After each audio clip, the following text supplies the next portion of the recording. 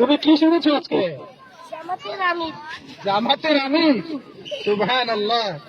তুমি কি জামাতের আমির সাহেবকে চিনো? জি। কি নাম তার?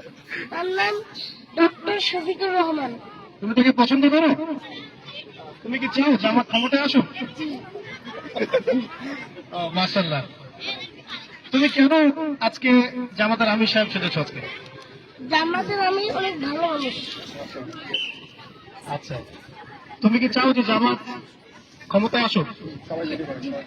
তাকে পছন্দ করো? আচ্ছা, তুমি কি তাদের মতো হতে চাও? আর কিছু বলতে চাও? বলো। জামাতের আমির যদি এই দেশের ক্ষমতা এসে জামাতের আমির দেশটা পাল্টে দিবে, আর জামাতের আমির অনেক ভালো মানুষ। মাশাআল্লাহ, মাশাআল্লাহ।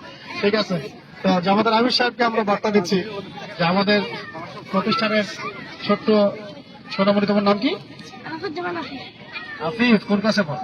ক্লাস 1।